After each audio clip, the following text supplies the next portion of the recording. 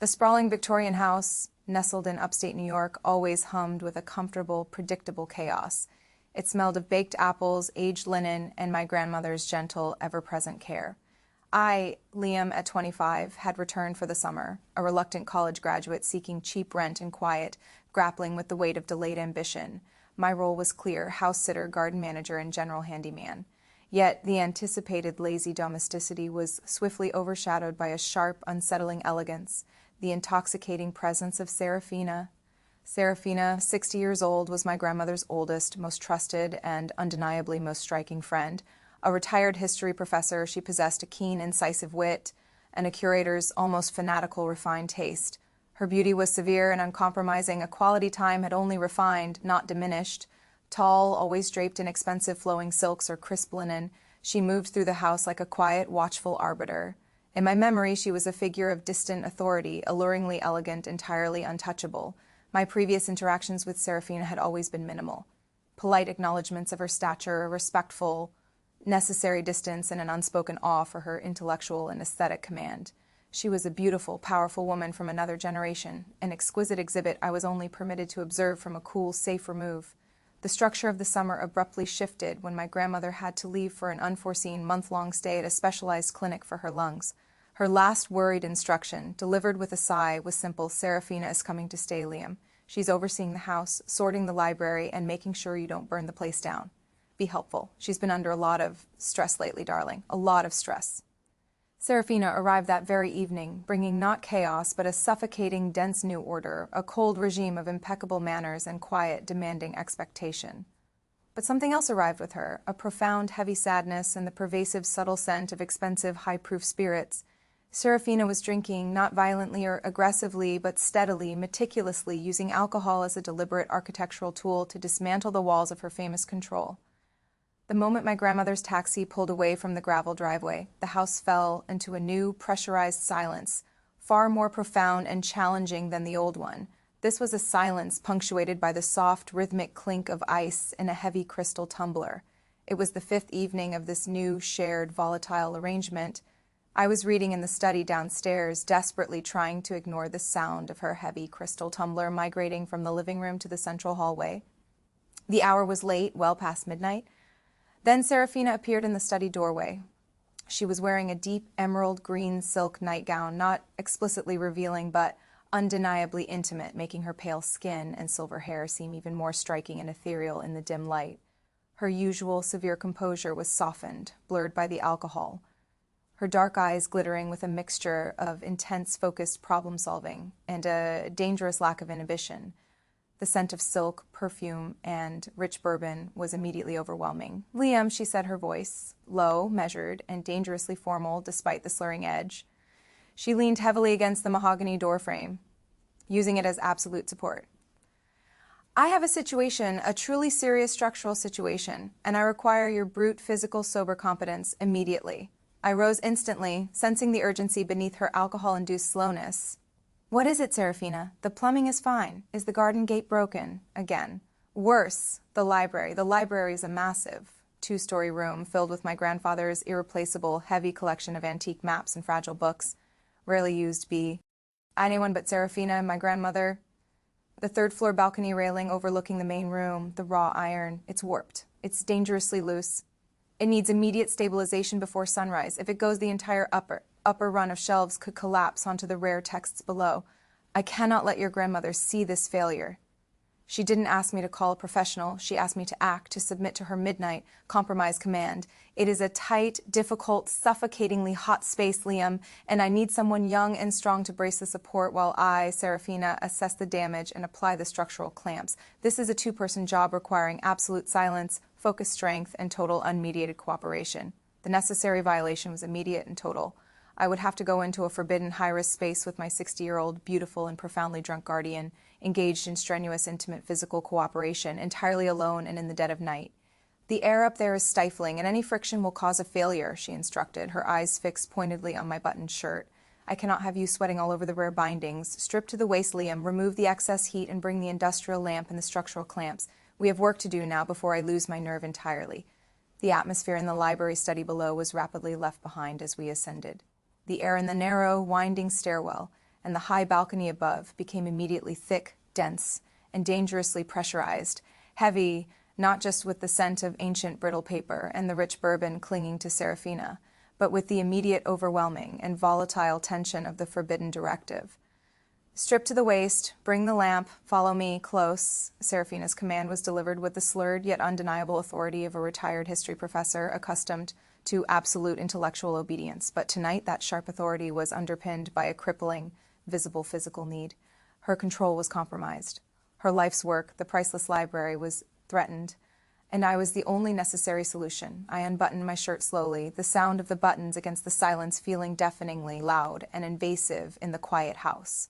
I dropped the cotton shirt onto a velvet armchair, a final, small, insufficient barrier removed.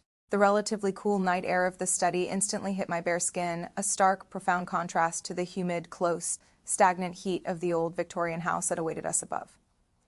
My sole focus was purely on the task, bracing a dangerously unstable, structurally critical architectural element. My training, not medical, but years of heavy lifting, physical labor, and managing construction projects during my breaks, demanded immediate cold efficiency. Serafina watched this procedure with an unblinking analytical gaze that momentarily cut clean through the heavy haze of alcohol.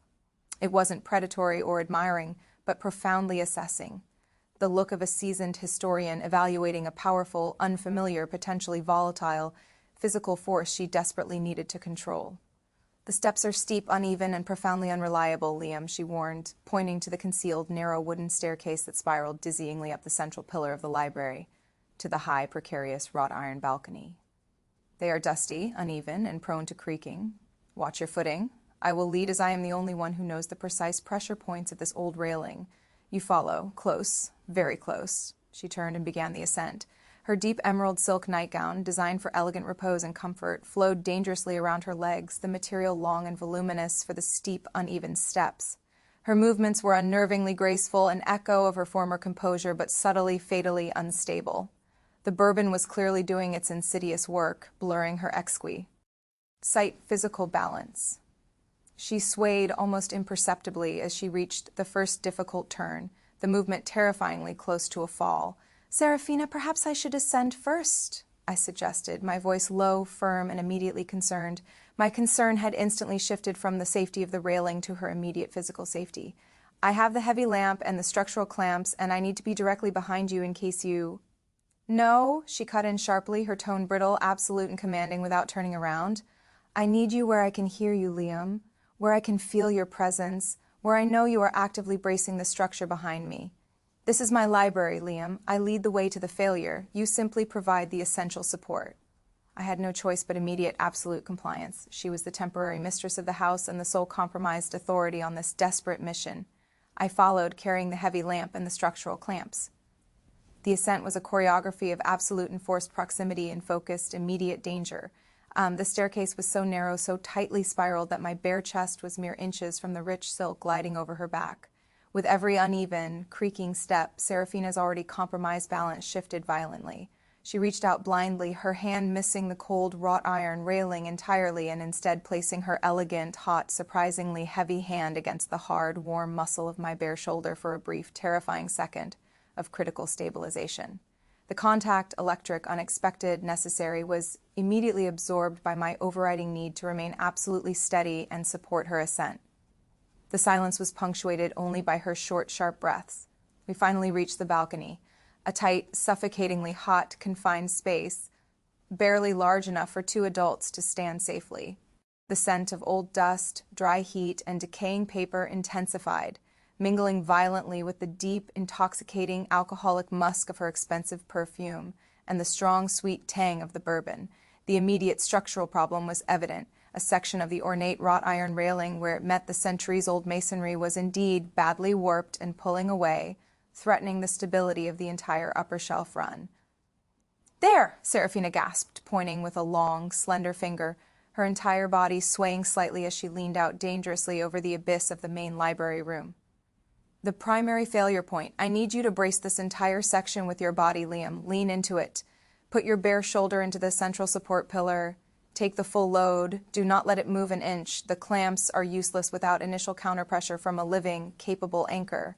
The demand was absolute, total, and intensely intimate. The required act was to press my naked 25-year-old torso directly against the ancient, dusty, unstable structure that supported the most valuable part of the house, while Serafina, dizzy and compromised, would be working centimeters away.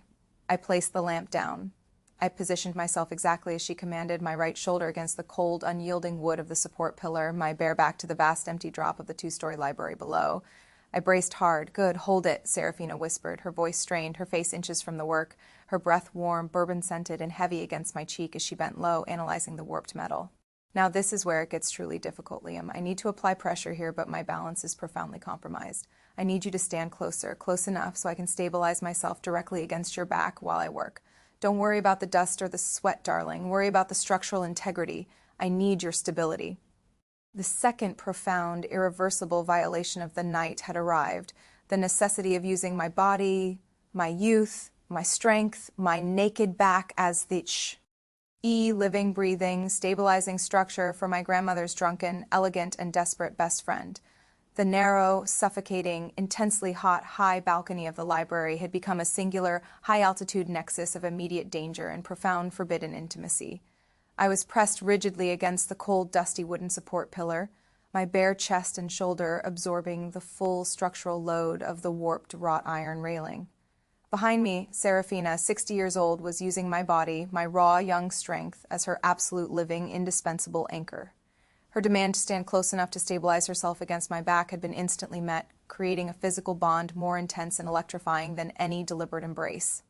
She leaned heavily into my back, the fine, cool emerald silk of her nightgown pressing intimately against the hot, taut muscles of my skin.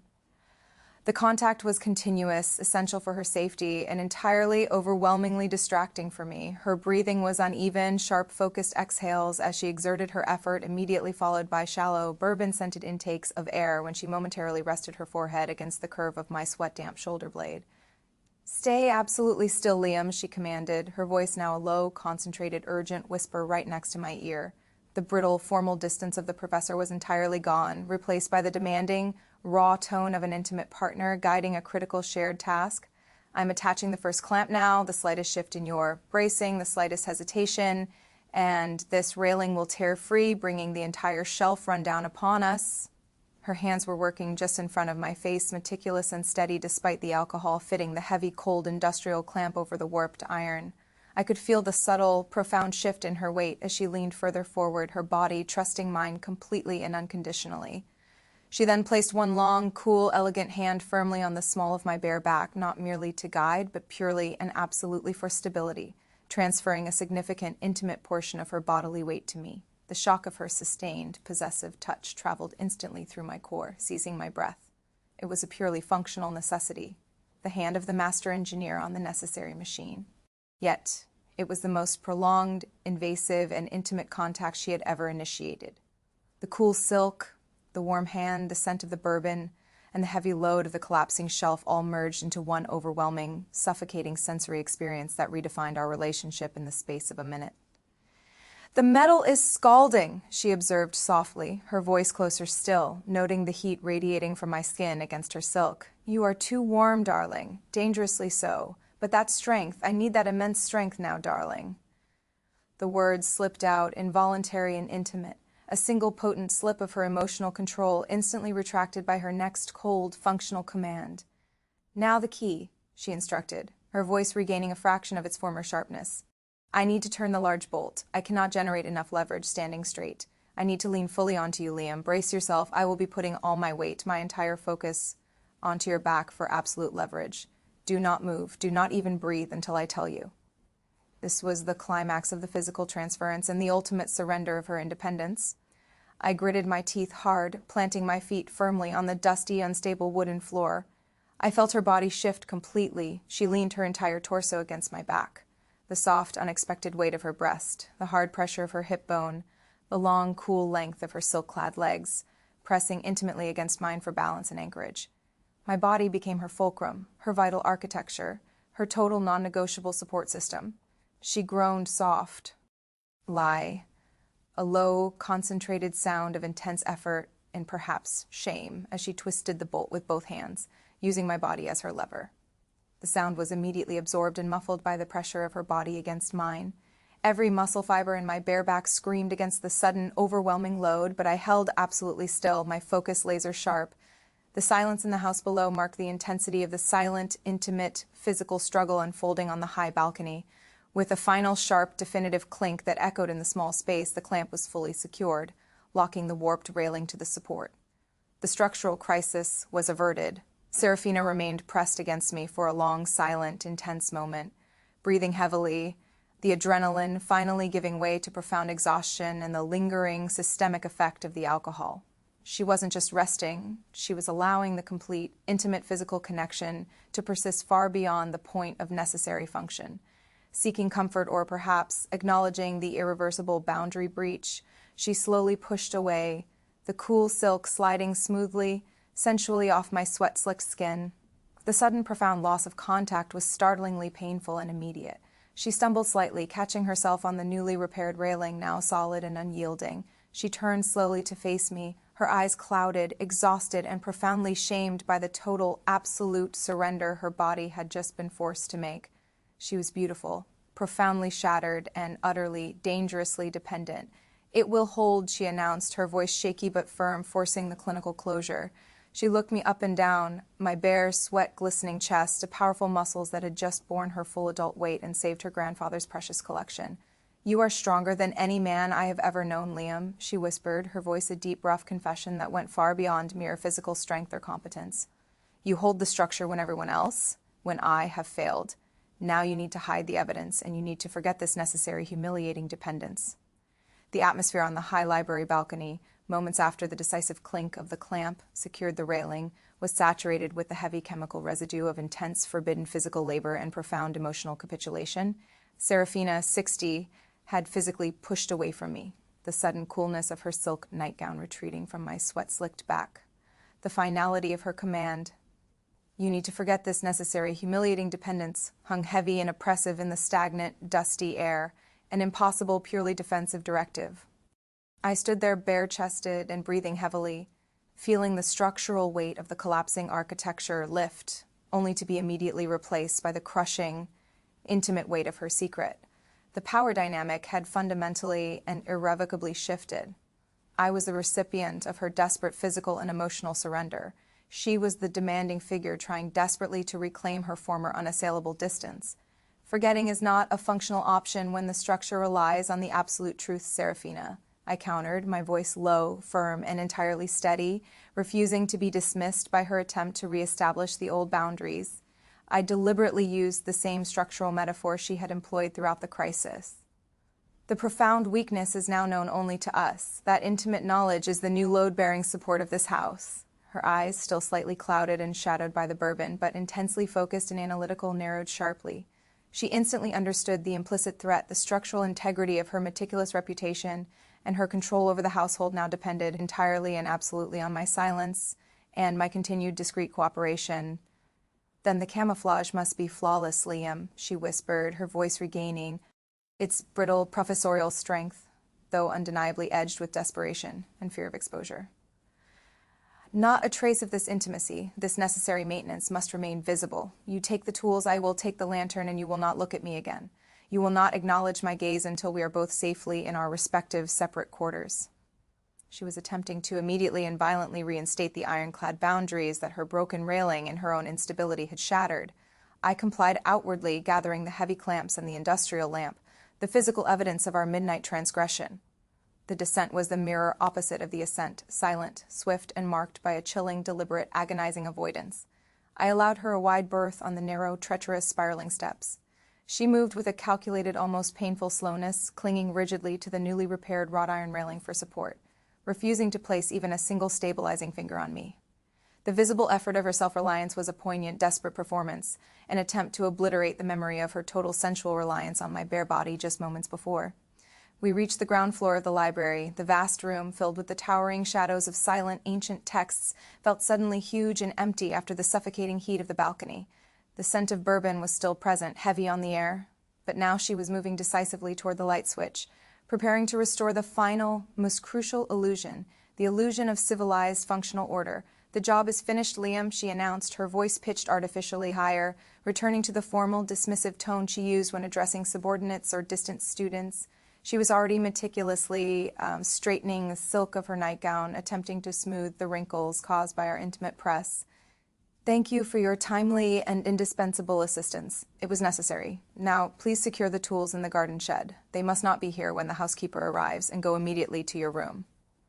I placed the clamps and the lamp on the nearest table with a deliberate, loud clatter, refusing to be relegated instantly back to the status of hired help. I took one slow, deliberate step toward her, forcing her to hold her position. "Before I go, Serafina," I said, my voice quiet, serious, and utterly unwavering, "I need one thing, not a debt, not a payment, not a confession, a factual acknowledgement of the new reality you engineered tonight." She paused, her hand hovering precisely over the light switch, her back rigid, tense against the potential danger of the moment. "And what specific, indisputable fact do you require, Liam?" "The fact that when you were at your most desperate, most compromised, and most structurally vulnerable, not just structurally but chemically under the influence of alcohol, you chose to rely entirely on my competence and my body," I stated clearly, clinically. "You deliberately placed your full trust, your full weight, and the secret of your failing elegant control entirely on me. You made me your anchor, and I did not and will not fail you." She stood there absolutely still, absorbing the full, undeniable weight of my claim, the claim of a powerful, equal co-conspirator. The silence in the library was thick with the bourbon, the dried sweat, the dust, and the devastating, unvarnished truth. Finally, she let her hand drop decisively from the light switch. She slowly, deliberately turned her head, meeting my gaze with eyes that were no longer just tired or drunk, but intensely, tragically knowing, the gaze of someone who has lost the final battle for her privacy. "Yes, Liam," she whispered, the raw truth escaping in a near sigh, an absolute forced confession. "You did not fail me, but you must understand the corollary. The profound burden of that secret knowledge is now entirely yours to carry, and you carry it alone." She immediately turned and, without hesitation, flicked the switch, plunging the vast, silent library into sudden, total, terrifying darkness, leaving only the faint single glow of the moon filtering through the high windows. In that moment of manufactured night, the profound secret power exchange was absolute and complete. She was the vulnerable, beautiful secret, and I was the protective, necessary shadow. I heard the soft, deliberate, rhythmic sound of the emerald silk nightgown retreating up the main public staircase, a calculated, elegant exit designed to erase every memory of the intimate climb and the necessary physical union. I stood alone in the dark library, feeling the lingering ghost of her weight on my bare back, the heat of the silk, and the cool press of her hand. I picked up the heavy, cold tools and walked to the shed, performing the final, tedious act of camouflage. The structure of the old house was sound, the railing repaired, but the architecture of my summer and my relationship with Serafina was permanently, dangerously, and intimately altered.